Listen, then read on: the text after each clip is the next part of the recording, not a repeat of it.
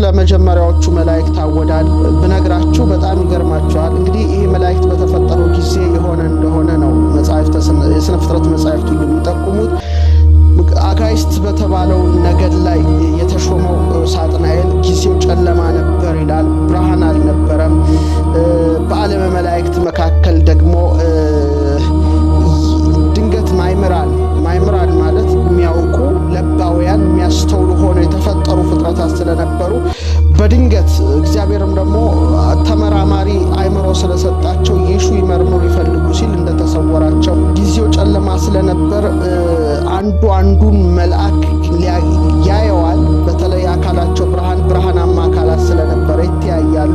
ምንም ረቂቃን ፍጥረታት ቢሆኑም ቅሉ ግን ጊዜው ጨለማ ስለሆነ መኑ ፈጠረን ማን ፈጠረን ወደሚል ምርምር ውስጥ ሲገቡ ነው እንግዲህ ለመጀመሪያ ጊዜ አጋዕዝት ላይ የተሾመው ሳጥናኤል ፈጠርኋችሁ ልበል ብሎ እንዳሰበ አስቦም እንዳልቀረ አነ ፈጠርኩክሙ እኔ ፈጠርኋችሁ እንዳለ ፈጥረህ አሳየን ባሉት ጊዜ ደግሞ በተለይ አራቱን ነባር ንጥረ ነገሮችን አሰናስሎ ሊፈጥር ሙከራ እንዳደረገና ወደ እሳቱ ሲደርስ እንዳልተሳካለት በዚህም ሐሰቱና ኪደቱ እንደታወቀ ግማሹ አዎ ፈጠርከን ብሎ እንዴት እንደሰገደለት፣ ግማሹ እንዴት እንደተጠራጠረ፣ ግማሹ ደግሞ እንዴት ፈዞ እንደቀረ በተለይ ደግሞ ቅዱስ ገብርኤል ከሰራዊቱ ጋር እንደተቃወመውና የሱን ቃል ሌሎቹ መላእክት እንደሰሙ ጠዋት አካባቢ ላይ ደግሞ ታላቅ ብርሃን የጎህ ብርሃን ወርዶ መላእክትን ባጥለቀለቃቸው ጊዜ የብርሃኑ ዕውቀት ሆኗቸው ሰፊ ዕውቀት ዝንቱ ብርሃን ቆኖሙ ጥበበ ወአእምሮ ይላል።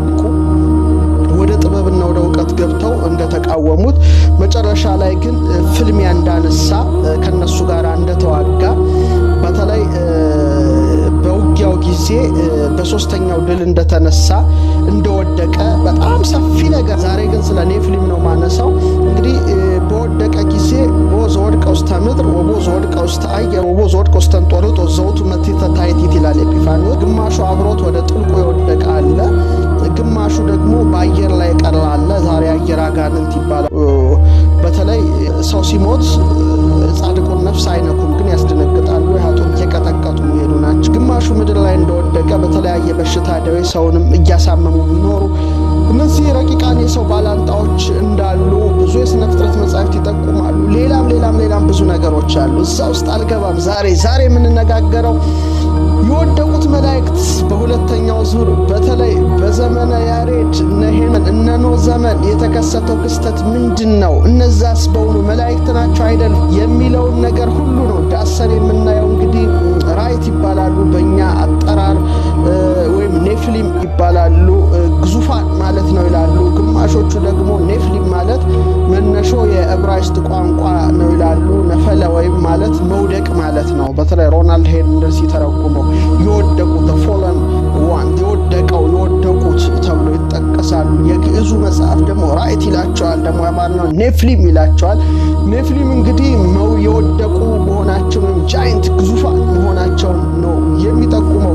የሚገርመው ስለ ራይት ወይም ኔፍሊሞች ለመጀመሪያ ጊዜ ጽፎልን የምናገኘው የአዳም 7ኛ ትውልድ የሆነው ሄኖክ ነው። እንግዲህ ፍቅር ማረከኝ በሕይወቴ በዘመኔ፣ ፍቅር ማረከኝ በሕይወቴ በዘመኔ። መጽሐፈ ሄኖክ ስለነዚህ ነገሮች በዝርዝር የጻፈ የመጀመሪያው ጽሑፍ ነው። ግን መጽሐፈ ሄኖክ በብዙ ሀገር ተቆራርጦ ተበታትኖ ያለ እንጂ እንደ ኢትዮጵያ በምልአት ወይም በሙሉ መዝገብነት የተገኘ አልነበረም። ኢትዮጵያ ግን ለብዙ ዘመናት ይህ መጽሐፍ ሲነበብ፣ ሲተረጎም፣ ሲመሰጠር፣ ሲራቀቅ፣ ሲተነተን በሊቃውንቱ እጅ ስለነበረ መጽሐፈ ሄኖክ ለኢትዮጵያውያን እንግዳ አልነበረም።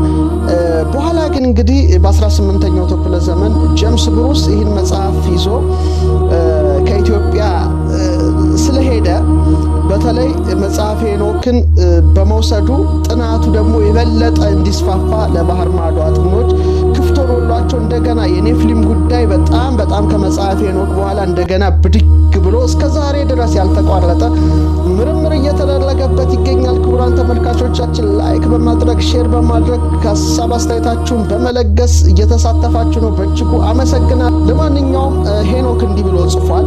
መጀመሪያ ስለነዚህ ቃል በቃል ያለውን እነግራችኋለሁ እና የአዳም 7ኛ ትውልድ የሆነው ሄኖክ የሰው ልጆች ከበዙ በኋላ ይላል እንዲሆነ ይላል ሙሉ በሙሉ በእነዚያ ወራት ይላል መልከ መልካሞችና ደመ ግቦች ሴቶች ልጆች ተወለዱላቸው። የሰማይ ልጆች መላእክትም ይላል እነርሱን አይተው ወደዷቸው። እርስ በርሳቸው ኑ ለእኛ ከሰው ልጆች ሴቶችን እንምረጥ አሉ ነው የሚለው። ሄኖክ እንግዲህ ምንድነው እዚህ ላይ የሚለው የሰው ልጆች ከበዙ በኋላ ደመ ግቡር ሴቶች እንደተወለዱ ይላል። የሰማይ ልጆች መላእክትም እነርሱን አይተው ወደዷቸውና አንዳንድ ሴቶችን እንምረጥ ልጆች እንውለድ አሉ ይላል።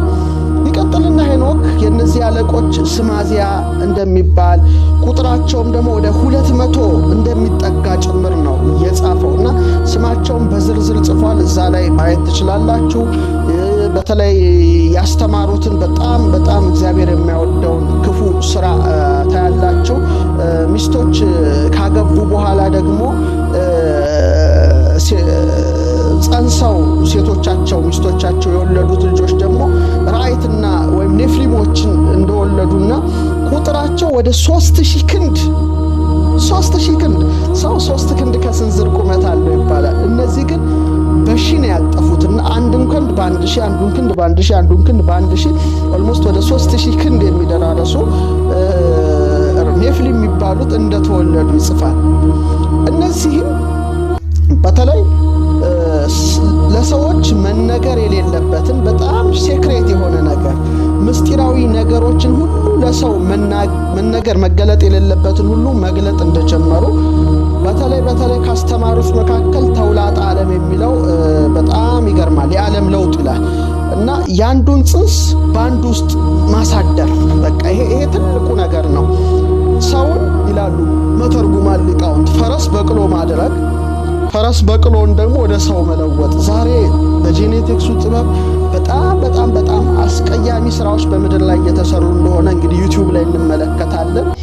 በጣም እግዚአብሔር ከጠላው ስራቸው መካከል አንዱ ይሄን ነበረ።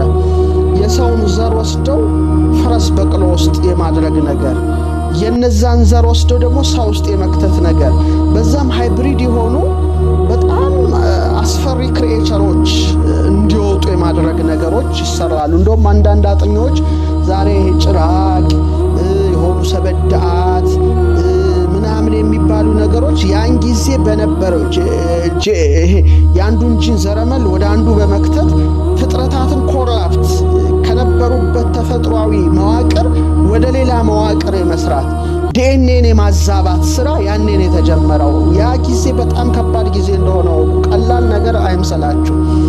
ከባድ ነገሮች ነው መግለጥ የጀመሩት። ከባድ ቅይሮች ነው መስራት የጀመሩትና በማዳቀል ሂደት ዘረመልን የማዛባት ሂደት ነበረ። ዛሬም እንደዚህ አይነት ነገሮች እንደሚሰሩ በድብቅ ይነገራል። የምናውቀው ነገር ግን የለም።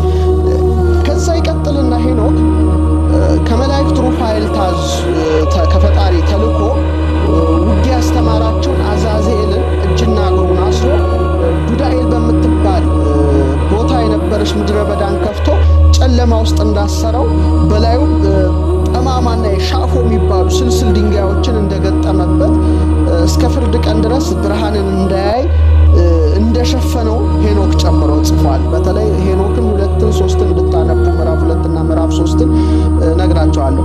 ሌላ ደግሞ 7 ትውልዶች ይላቸዋል። የሚጠቁትን እንደገና በምድር ኮረብታ በታች ደግሞ እንደታሰሩም ጭምር ይጽፋል። ከዛ በኋላ ከእሳቱ በታች ወዳለ የጭንቅ ቦታ እንደሚወሰዱና በግዞት ቤት ይዘጋባቸዋል የሚል በጣም ምስጢራዊ ነገርን ጽፏል። 7 ትውልዶች ማን ናቸው?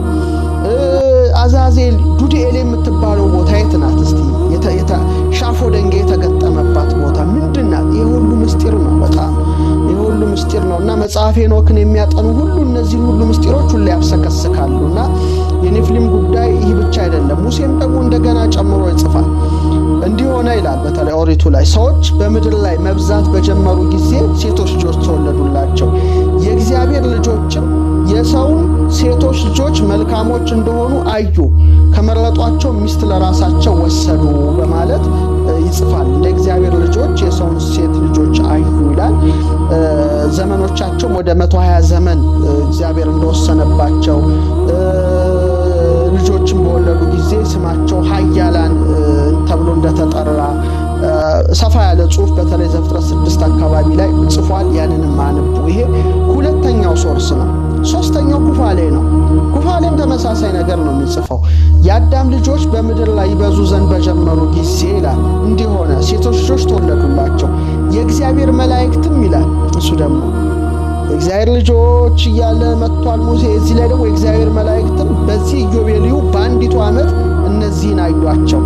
እነዚህም ላዩአቸው መልከ መልካሞች ነበሩ። ከመረጧቸው ሁሉ ሚስቶችን ሊሆኗቸው ወሰዷቸው፣ ወንዶች ልጆችንም ወለዱላቸው። እነዚህም ራእይት ናቸው በማለት ኩፋሌ ቁጭ አድርጎ ይጽፈዋል። ስለዚህ የእግዚአብሔር መላእክት፣ የእግዚአብሔር ልጆች ወዘተርፈ ተብለው ተጠርተዋል በእነዚህ በሶስቱ ታላላቅ መጻሕፍት ዙሪያ። አሁን ከዚህ ተነስተው በጣም በርካቶች ተመራም እንግዲህ ጠቅልል አድርገን ስንፈትሸው ለሶስት ተከፍለዋል። እይታው ለሶስት ተከፍሏል። እንግዲህ ወደፊት ሌላ እይታ ሊጨመር ከቻለ አቀርብላቸዋለሁ። አንደኛው እይታ እነዚህ የወደቁ መላእክት ናቸው እንጂ በፍጹም ሰዎች አይደለም የሚል አንድ ምልከታ አለ። ፎለን ኤንጅልስ ናቸው፣ መላእክት ናቸው እንጂ ከሰው ልጆች ጋር የተዋለዱት ሰዎች አይደሉም የሚል አንድ ምልከታ አለ። አንድ ምልከታ ነው ያለው። ሁለተኛው ምልከታ ዲሴንዳንትስ ኦፍ ሴት ኤንድ ካይን የሴት ልጆችና የቃየን ልጆች ናቸው እንጂ መላእክት እዚህ ውስጥ አልገቡም የሚሉ ደግሞ ሁለተኛ አመለካከት አለ። ሶስተኛው አመለካከት ምንድነው? ስጋ እንዲለብሱ የተደረጉ መላእክት ናቸው። አሁን ለሶስት ነው ከፍለን የምናየውና እንደ አጥሚ ዝም ብለን እንትን ጭፍን ያለ ነገር እንደ ዝም ብሎ ጭፍን እንዳለ ሰውና እንደ አጥሚ ሁሉንም ሐሳቦች ማየት፣ መጭመቅ፣ መመርመር፣ መፈተሽ በተፈጥሮ የተሰጠን ስጦታ እንደሆነ ማወቅ ይገባል እንጂ ማንም በዚያ ሁሉም እይታቸውን አስፍረዋል። እነዛን እይታ ትመረምራለህ፣ ታነጥራለህ፣ ትፈትሻለህ፣ መልካሙን ነገር ትይዛለህ። የመጀመሪያው ምልከታ እንግዲህ የወደቁ መላእክት ናቸው፣ ሰዎች አይደሉም። እነዚህ 200 የመጡት ከሰማይ መላእክት ናቸው ካሉት ከጥንቶቹ ሊቃውንት መካከል ተርቱሊያን ወይም ጠርጠሉስ የሚባል አንድ ተጠቃሽ ነው። በተለይ ከ553 እስከ 240 ጀምሮ የነበረ ከኤንሸንት ቸርች ፋዘርስ መካከል ተርቱሊያን ጠርጠሉስ አንዱ ይጠቀሳል። ሌላው ግን ከ250 እስከ 325 የነበረው ላክታንታኒዩስ የተባለ ተጠቃሽ ነው። እነዚህ እንግዲህ ተመራማሪዎች በጽሁፎቻቸው ፎለን ኤንጅልስ ወይም የወደቁ መላእክት ናቸው ከሰው ልጆች ጋር ተዋልደው እነዚህን ያስገኙ የሚሉት ምንድን ነው የሚሉት አርጊውመንቶቻቸው 3000 ክንድ ቁመት በምንም አይነት ተአምር ከሰው ሊገኝ አይችልም ነው የነዚህ እይታ። ሰው 3 ክንድ ከስንዝር ነው።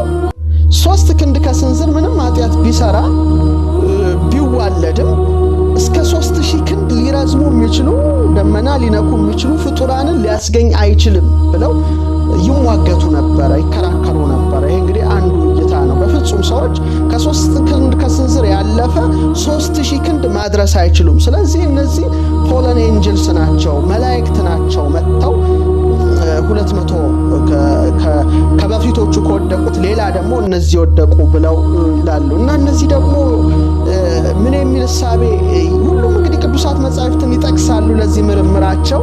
እኛ የሁሉንም ሐሳቦች እናያለን፣ እንፈትሻለን። መመርመር እና የማንጠር ደግሞ የሊቅ ስራ ነው ብዬ አስባለሁ። እንግዲህ እነሱ የሚሉት ምንድነው? በሁለተኛ ጴጥሮስ 2:4-5 ላይ ስለ ኖህ ጽፎ አከታትሎ ስለ እነዚህ መላእክት ጽፏል ነው ጴጥሮስ የሚሉት። ምንድነው የሚለው? እግዚአብሔር ኃጢአትን ላደረጉ መላእክት ሳይራራላቸው ወደ ገሃነም ጥሎ በጨለማ ጉድጓድ ለፍርድ ሊጠበቁ አሳልፎ ሰጣቸው። ለቀደመው ዓለም ሳይራራ ከኖህ በፊት አንድ ዓለም ነበር ማለት ነው። ለቀደመው ዓለም ሳይራራ ከሌሎች 7 ጋር ጽድቅን የሚሰብከው ኖህን አድኖ በኃጢአተኞች ላይ የጥፋት ውሃ ካወረደ ብሎ ጠቅሷል ነው። ስለዚህ በኖህ ዘመን የመጡት ኖህን አከታትሎ ጠቅሶ እነዚህን መላእክትን አስቀድሞ መናገሩ እነዚህ ከወረዱ በኋላ ነው የጥፋት ውሃ የመጣው የሚል እሳቤ ይህን ይዘው አስተምረዋል። ሌላው እንደገና ይሁዳ 1:6 ላይ መኖሪያቸውን የተዉትን እንጂ የራሳቸውን አለቅነትን ያልጠበቁት መላእክትን በዘላለም እስራት ከጨለማ በታች እስከ ታላቁ ፍርድ ቀን ድረስ ጠብቋቸዋል የሚለውን ይይዙና በሄኖክ ዘመን